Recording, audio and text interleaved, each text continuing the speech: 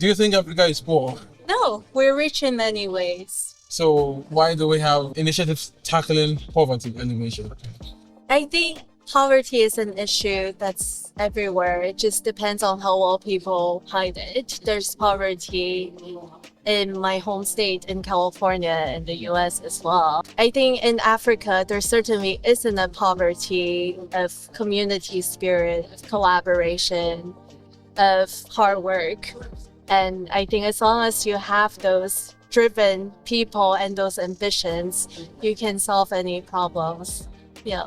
Does Africa currently produce enough to feed itself? I think it is. I think there's potential to do things smarter. There are ways to be even more efficient. But I think Africa has the most potential out of anywhere in the world because we have the youngest population here.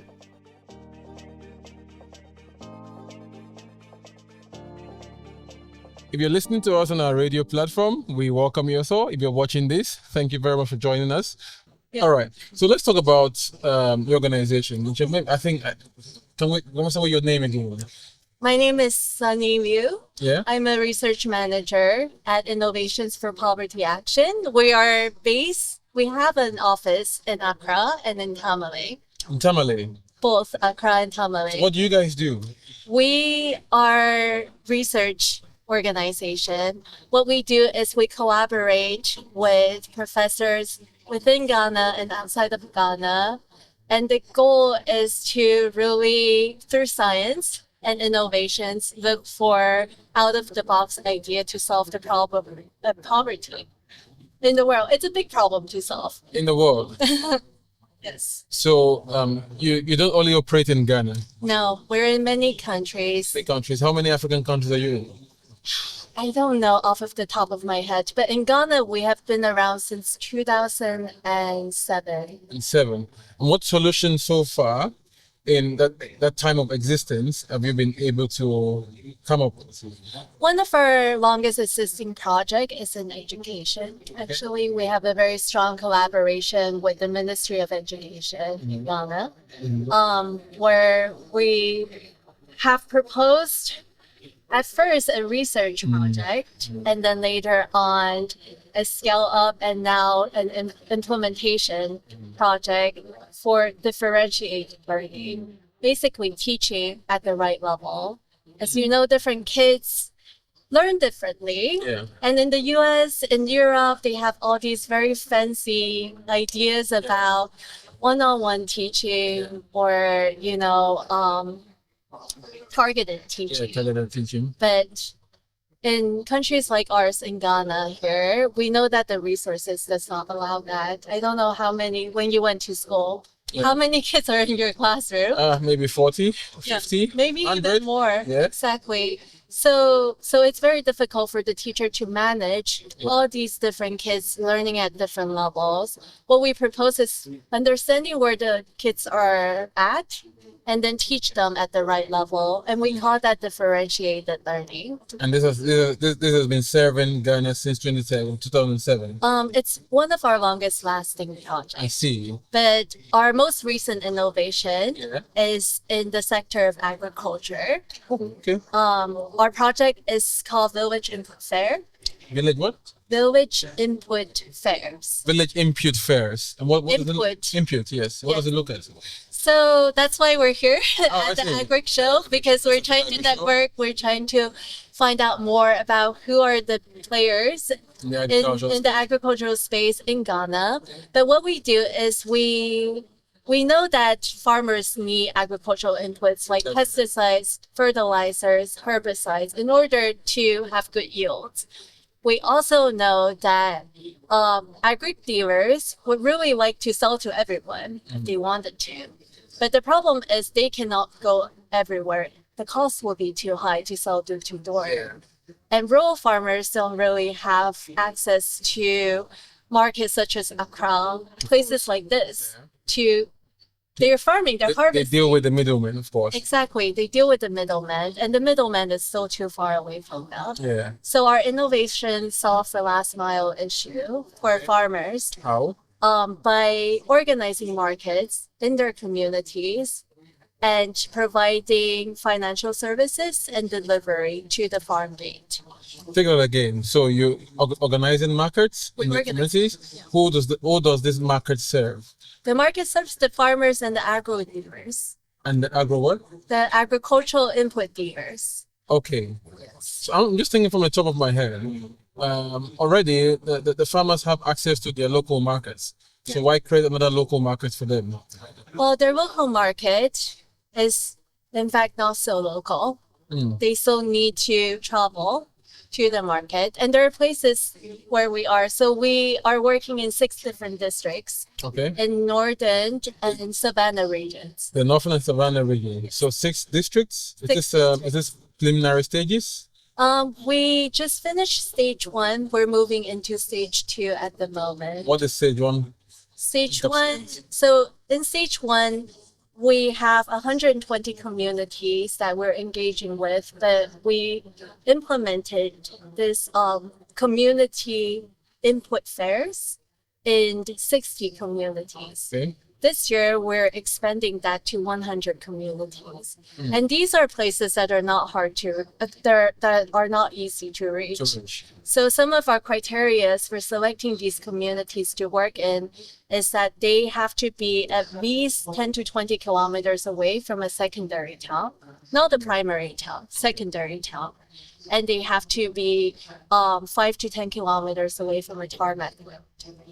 So we're like really going into down to the rural areas. Not just like fringe Tamale rural, but like an hour away crossing the river. Yes. So I'm just curious now, when these community markets are organized, right? How do this produce get out of the community market since they're that rural? So we'll talk about accessibility now, to logistics, transportation. Right. How do we get those produce now out to the main markets? So what we do is we help organize the market, and we bring together agro dealers and farmers at their community. It's usually under a tree somewhere in their community. And we have this fair. It sounds fancy, but it's really down to earth. And the way that we convince agro dealers to come with us into these rural community is by creating this market space, first of all, and also serving as the payment collector for them, so they don't have to chase after farmers for money. Finally, we aggregate the customers, so they do deliveries in bulk. Okay. Yeah. So do you collect the money on behalf of the farmers or on behalf of the dealers? Both. Okay, so the farmers pay for produce. No, they pay for inputs, rather. Yes. And the dealers pay for produce from the farmers. No, they don't. No, they sell to farmers. The dealers sell inputs to farmers. Exactly. Okay, so I'm a smallholder farmer in a very local community, somewhere in the eastern region. Okay. I don't have finances to afford the dealer's produce. What do I do? That's a very good question, and that's usually the problem that farmers have, is they don't have enough capital to buy. So oftentimes what we know is farmers tend to be purchasing inputs right before planting. It's not because they're procrastinators, but because they don't have the capacity to store. Right? So what we do is, instead of organizing markets the month before planting season, we organize it the month after harvesting season. I see. Where there is capital. But we do not. Rather than organizing a month before planting, you do a month before harvest. A month after. After harvest. It's called post-harvest. Post-harvest. So at that point, the farmers have just sold produce, so they are liquidated. They have some cash flow, yes. But how are you able to tell that they just finished harvest? Well, the good thing about agriculture, there are many bad things about agriculture, like climate change, etc. But the good thing is, the seasonality is rather predictable. There are certain crops that you need to plant at a certain time of the year, and then you harvest at a certain time of the year. We know that November, December is the harvesting season. And so we organize our market in January. Okay. Okay, Yeah. okay, that sounds great. And how many communities? 16 in the pilot phase. 60. 16. 60. 60. Yeah. Oh, that's interesting. Yeah. You're looking at expanding that to 120. 100. And how long is this going to run for? So far we're running for 2 years. How many years have you done so far? So we are preparing for the second season now. We're almost in October. Yeah. Next January we will organize the second Second season. season. But the idea is to prove that the concept works and to transform this project into a social enterprise so that a company will take over and continue this approach long term.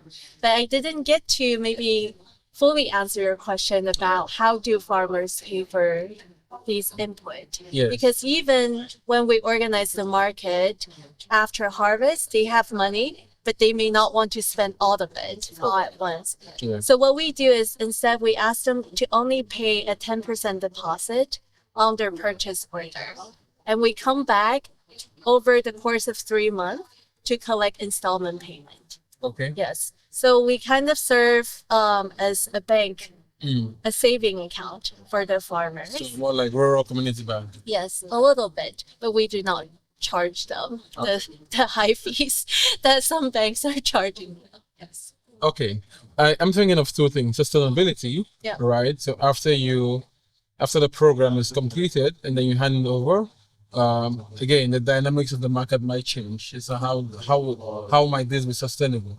Right, that is one. The second thing is, do farmers really need these inputs? They're not even when I think for clarity, could you maybe define here what inputs are? Well, inputs are things that you put into the ground. It could be fertilizers, Fertilizers, the seeds themselves, seeds, pesticides, herbicide, but it could also be other things. We don't need to narrow the definition of input. Okay. For me, what we want to do is to help the farmer maximize yield at the end of the season. Yeah. So whatever that will help them maximize yield, be it tractor services or extension services, or access to savings account, access to finances. Those are all the things that we're thinking of doing.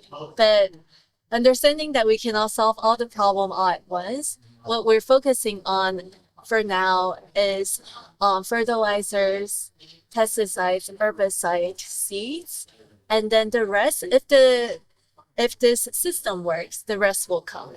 Okay, so let's narrow it down a little bit towards local methods of already accessing some of this produce. So farmers, this what they call crop rotation, right? That helps with the soil. Okay. Right. I hear also that cassava, fermented cassava, fermented cassava water, cassava pesticides. So the question now is, rather than get dealers, you as part of the program, is there an education facility that trains farmers about how to use local solutions to solve local problems?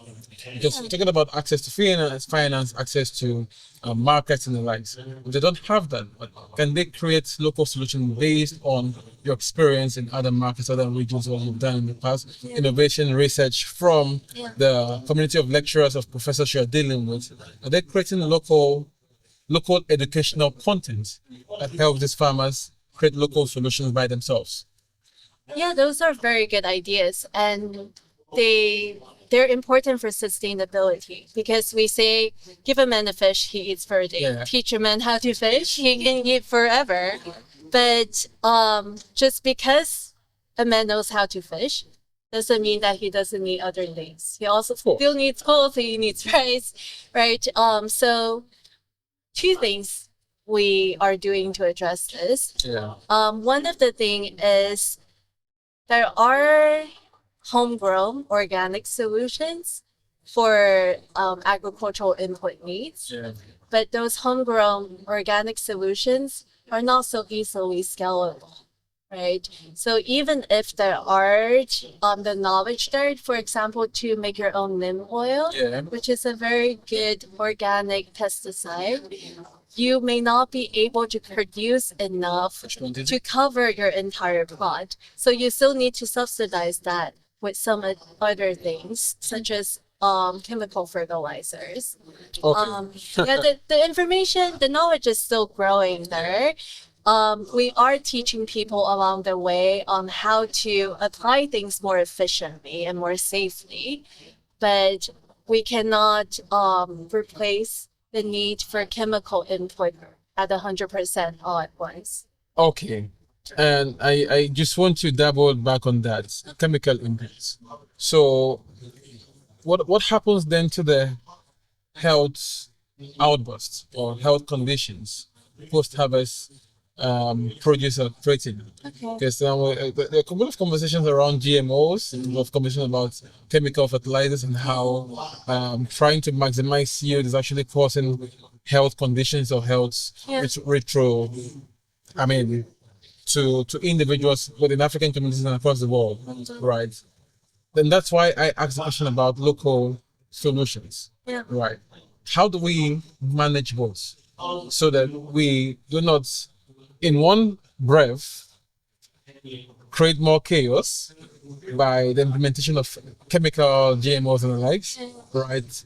And still utilize what our forebears have been known to use, all this for organic fertilizers and the likes. How can we manage both? Yeah, I think it's not perhaps a question about how to manage, but you mentioned that education is very important. Yeah. Sometimes we undermine how capable farmers are, even real farmers, at making their own decisions. Because they've been doing that for how long? They have been doing that for generations. About 40% of the farmers in West Africa are peasant farmers. They have a very, even 60%, not even 40%. Exactly. So we're not flooding the market with chemicals.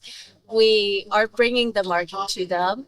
And as the agricultural input dealers are in the community, they also teach farmers on safety, on how to apply things correctly, how to maximize yield with the money that they invest in a bottle of fertilizer, for example. We also, in fact, in the 100 communities that we're working in, half of them we're inviting organic input dealers to come and also present them some additional alternative solutions to chemical fertilizers and chemical pesticides. But change needs time. Yeah. So we're doing it one step at a time. We're educating people along the way. But what we really believe in is the farmer's ability to make the best decision for themselves and for their work when they are given the information and given access to these information. Okay. So that's what we're doing. We're just, linking them. We're not forcing them into doing anything or trying to convince them one way or the other. We're really there to facilitate the market transaction. All right. So I just want to ask now a personal question. How did you get into this space? Well, I'm a researcher. Okay. I work with two professors, one based in Italy and one based in Northwestern University in the US. Yeah. They are really the brains of this project. I'm here doing the talking because I just happen to be here, but they thought of this big idea. They tested it in Burkina Faso, in Mali, and they have brought it here to Ghana to see how scalable the solution is in a different context. So for me, my work is in research. We implement the idea through our social enterprises, but we collect the data to prove that the concept works or doesn't work. And then we're able to then market the idea at scale to maybe government stakeholders, to private sector stakeholders, and to the farmers.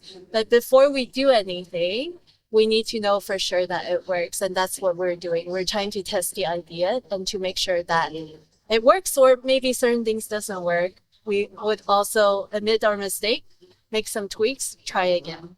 I hope it's not too late when you have made the mistake. There's a lot of chaos have been created, but I think it's important work you're doing. So thank you so very much. Two or three more questions for you, then I can let you go. Okay. How long have you been in Ghana for? How long have you been living on the African continent for? In the African continent, about 10 years. 10 years? Like Ghana, just a year. So which of the countries have you been to in Africa? I have lived in Tanzania, and Nigeria as well. You live in Nigeria? Nigeria, and I survived. I'm still here. Yeah, but Ghana is home at the moment. Ghana is home at the moment. Yes. Across all the regions of Africa you've been to, the countries you've been in, what inspires you most about Africa? That's a big question. I think for now, what I think is being surprised is really my expectation now, because I think this continent, in Ghana and Tanzania, everywhere I've been so far, even outside of Ghana, outside of Africa, I think that if you're willing to have an open mind to learn rather than to tell, you will receive more than you give. That's my experience so far. It's not always easy living far away from home. I do miss my family a lot. I do miss my parents. I haven't seen my mom in 2 years. Oh my God.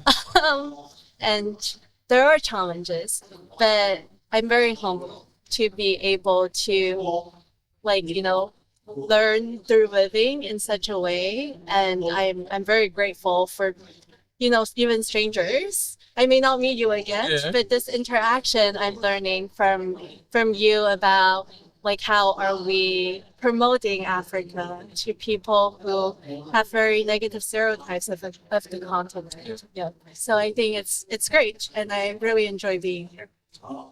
One last one. Okay. So, does Africa currently produce enough to feed itself? I think it is. I think there is potential to do things smarter. There are ways to be even more efficient. But I think Africa has the most potential out of anywhere in the world because we have the youngest population here. We have a lot of traditional knowledge that people are coming back to, not just in agriculture, even in architecture.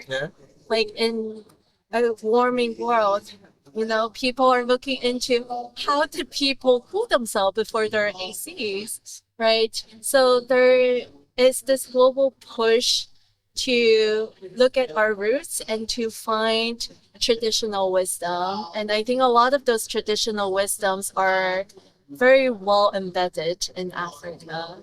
So I think it's time for the world to learn about Africa? To learn about how we do things, how we have been able to continue to thrive. And I hope that Africa will be leading. In the coming years. What top 3 industries do you think is going to change Africa's future? I think agriculture is probably a big one. Agriculture is a very important one because we have the land and we have the resources, both human and mineral, earth, in order to thrive in that area. But I also think that Africa is very much leading in innovations and technology. You say Africa is leading? Well, there are hubs that are, rising as we speak in Ghana, in Nairobi, in South Africa. But those are just the ones we know. There are so many other places that are, quietly building. They're just waiting for the right moment to boom, I think. What will be the last one? 3. You mentioned 2. Well, I'm actually a health specialist. Okay. I think for a very long time, people see the continent as receiver of aid when it comes to health. But I think there's a lot of innovations here. The biggest challenge is perhaps a brain drain. There's a lot of people leaving instead of staying. But I hope that will be an area where Africa will be leading because that's the most close to my heart. Thank you very much. You just listened to Insightful Conversation by Sunny Liu, who is the Assistant Research Manager at Innovation for Poverty Actions. They're helping solve Africa poverty issues, but Africa is not poor. We're land rich with resources rich with all kind of diverse resources. So I was going to ask you quickly, do you think Africa is poor?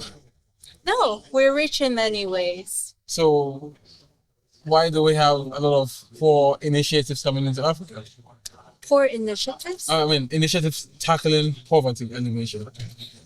Well, I think poverty is an issue that's everywhere. It just depends on how well people hide it. There's poverty in my home state in California and the US as well. But poverty looks very different in different places. I think in Africa, there certainly isn't a poverty of community spirit, of collaboration, of hard work. And I think as long as you have those driven people and those ambitions, you can solve any problems. Yeah, it's just our name. I didn't come up with it, so we'll ask our CEO. So I think we should. Thank you so much for joining us in this conversation. I just spoke to the Associate Research Manager, Sanil Liu, of Innovation for Poverty Action. I got that right? Yeah, perfect. This is the Discourse channel, and I remain Richard Joseph, and we're going to bring you more conversation about the future of Africa and the voices that are inspiring change across the continent. Thank you very much. All right. What a great conversation.